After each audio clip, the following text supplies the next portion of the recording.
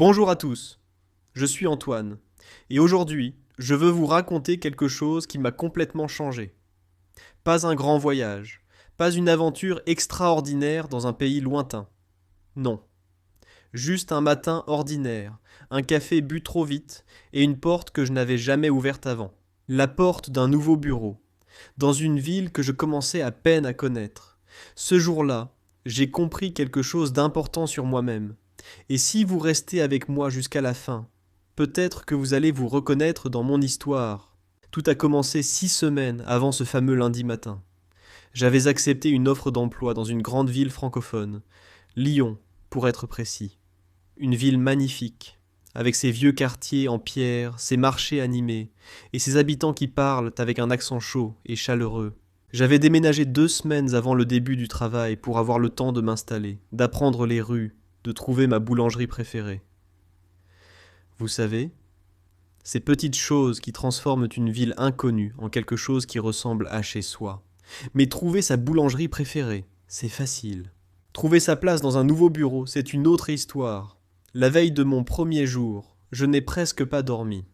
Je regardais le plafond de mon petit appartement, avec des centaines de questions qui tournèrent dans ma tête. Est-ce que mes collègues allaient m'accepter ? Est-ce que je comprendrais bien le français du bureau, avec tous ces termes techniques et ces expressions professionnelles que je n'avais jamais utilisées ? Est-ce que j'allais faire une erreur stupide le premier jour ? Vous est-il déjà arrivé de passer une nuit entière à vous inquiéter pour quelque chose qui n'était peut-être même pas un problème ? Dites-moi dans les commentaires. Je suis sûr que je ne suis pas le seul.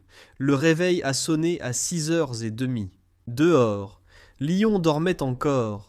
Les rues étaient presque vides, juste quelques livreurs et des gens avec des chiens. J'ai pris une longue douche, j'ai mis ma chemise bleue, celle que je gardais pour les grandes occasions, et j'ai essayé de me regarder dans le miroir avec confiance. J'ai souri. Le miroir m'a renvoyé un sourire un peu forcé. Mais c'était un début. J'avais prévu d'arriver 20 minutes en avance. Dans ma ville d'origine, être en avance c'était une règle d'or pour moi.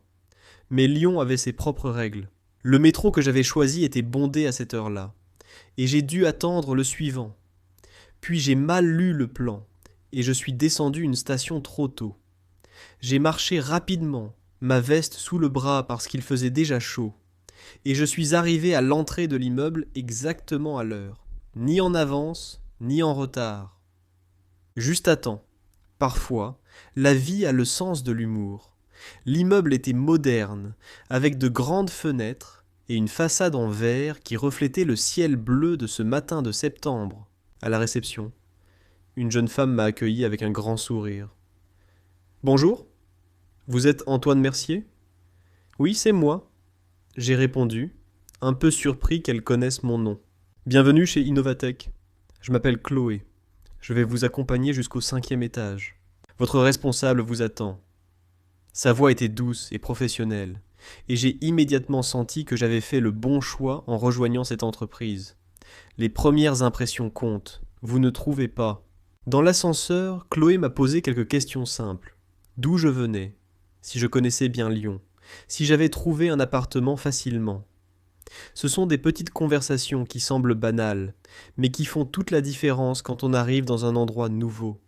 Elles vous rappellent que vous êtes un être humain, pas juste un nouveau numéro sur une liste d'employés. Le 5e étage s'est ouvert sur un espace de travail lumineux, avec des plantes vertes, des grandes tables en bois clair, et des gens déjà plongés dans leurs écrans. L'odeur du café frais flottait dans l'air. Quelqu'un riait au fond de la salle. C'était vivant, dynamique, et j'ai senti mon estomac se détendre légèrement. Mon responsable, M. Blanchard, est venu me serrer la main avec énergie. C'était un homme d'une 50aine d'années, avec des lunettes rondes et une façon de parler rapide qui montrait qu'il avait toujours 1000 choses en tête. « Antoine, parfait, vous êtes là. Venez, je vais vous présenter à l'équipe. » Il m'a emmené à travers l'open space, en s'arrêtant devant chaque bureau pour me présenter. Il y avait Isabelle, la responsable des projets, qui m'a regardé par-dessus ses lunettes avec un sourire professionnel. Il y avait Thomas, un développeur qui parlait très vite et faisait beaucoup de gestes. Et puis Nadia, une jeune femme d'origine algérienne, avec un rire communicatif, qui m'a dit tout de suite « Ne t'inquiète pas pour les premiers jours. Personne ne sait vraiment ce qu'il fait au début. Et ceux qui prétendent le contraire mentent. J'ai ri pour la première fois de la matinée. Un rire vrai, spontané. Et quelque chose en moi s'est détendu pour de bon. On m'a installé à mon bureau. Propre, bien organisé, avec un ordinateur neuf et un petit carnet posé dessus. J'ai toujours aimé les carnets neufs. Il y avait quelque chose de symbolique dans ce carnet vierge. Une nouvelle page, au sens littéral. La matinée s'est passée entre formation, réunion d'introduction et explication des outils internes. Tout le monde parlait vite, utilisait des abréviations que je ne connaissais pas, faisait référence à des projets dont je n'avais jamais entendu parler. À un moment, j'ai souri et hoché la tête lors d'une réunion sans vraiment comprendre la moitié de ce qui se disait. « Est-ce que vous avez déjà fait ça ?» Sourire poliment, en espérant que personne ne vous pose de questions directes. Mais voilà ce que j'ai appris ce jour-là. Tout le monde s'en souvient de son premier jour. Et tout le monde comprend que le premier jour, on ne comprend pas tout. Ce n'est pas une faiblesse, c'est simplement la réalité de commencer quelque chose de nouveau. À midi, Nadia est venue à mon bureau. « Tu manges avec nous ?» C'était une phrase simple, 3 mots, mais ces 3 mots ont changé toute la dynamique de ma journée. Être invité, être inclus, c'est souvent tout ce dont on a besoin pour se sentir moins seul. Nous sommes allés dans une brasserie à 2 pas du bureau. C'était un endroit typique lyonnais, avec des chaises en bois, des menus écrits sur des tableaux noirs et une odeur de cuisine qui donnait immédiatement faim. Thomas a commandé un croque-monsieur. Isabelle a pris une salade niçoise. Moi, j'ai choisi une quiche lorraine, parce que j'avais besoin de quelque chose de réconfortant. Autour de cette table, la conversation était différente qu'au bureau.